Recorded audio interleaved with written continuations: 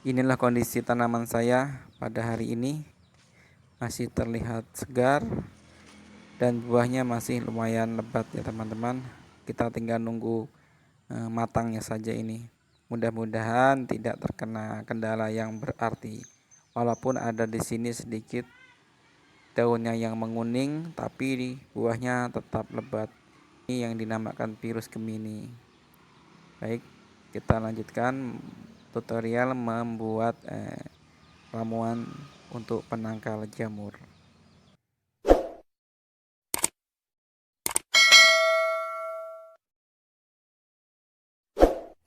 Bismillahirrahmanirrahim. Assalamualaikum warahmatullahi wabarakatuh. Kita langsung saja untuk meracik ramuan penangkal jamur. Di sini bisa kita lihat bahan-bahannya adalah sebongkah kunyit. Nanti kita timbang ya, 1:1. Ada jahe dan lengkuas. Kita akan timbang dengan berat sebanyak 1 on atau sekitar 100 gram. Sini 109 gram, tidak masalah, lebih sedikit, kurang lebih 100 gram. Untuk laos atau lengkuas juga 100 gram, di sini 112, tidak masalah.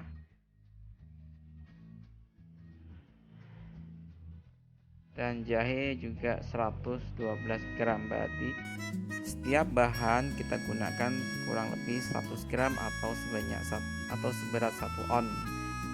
Dan siapkan air sebanyak 1 liter atau 1000 ml. Jadi perbandingannya dengan bahan sebanyak 1 on, masing-masing 1 on, kita campur dengan 1000 ml air atau 1 liter air. Kita potong-potong terlebih dahulu bahannya agar nanti mudah hancur saat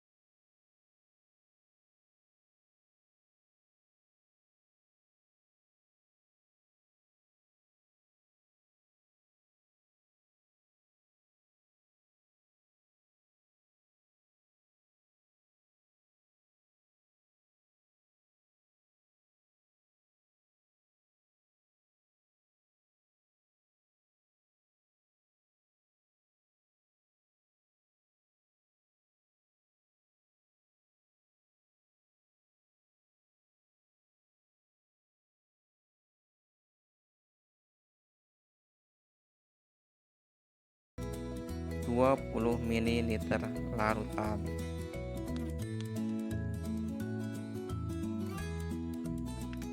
Kita kocok terlebih dahulu agar endapan bisa larut kembali. Di sini saya gunakan takaran.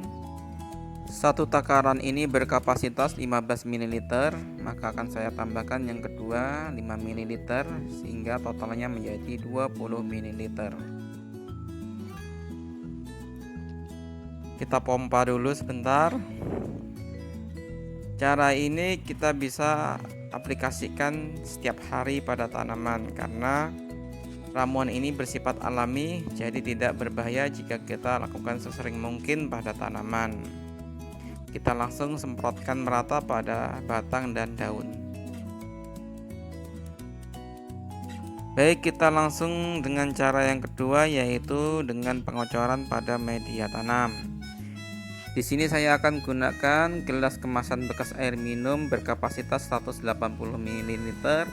Jadi tinggal kalikan saja berapa kebutuhan atau berapa jumlah tanaman kita. Di sini saya akan gunakan 7 tanaman, maka akan saya gunakan 7 gelas air atau sekitar 1,3 liter air. Dengan takaran gelas kemasan ini hanya kita kocor pada tanaman cabai irigasi kapiler. Sedangkan untuk yang hidroponik bisa kita kocorkan langsung larutan ke dalam media tanam karena media tanam hidroponik lebih kecil, sehingga akan berlebihan jika kita gunakan takaran gelas kemasan air minum. Maka cukup larutan sebanyak 2 ml kita tumpahkan ke dalam media tanam hidroponik. Sekarang untuk irigasi kapiler kita akan campurkan sebanyak 14 ml larutan ke dalam 7 gelas air biasa karena akan kita siramkan pada 7 tanaman.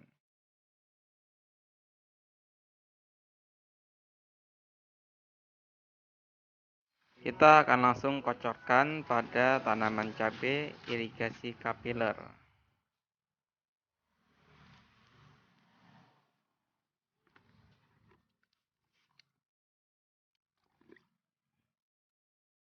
Kita ambil sebanyak 1 gelas dan kita siramkan pada media tanam. Begitu pula dengan tanaman yang lain yang irigasi kapiler.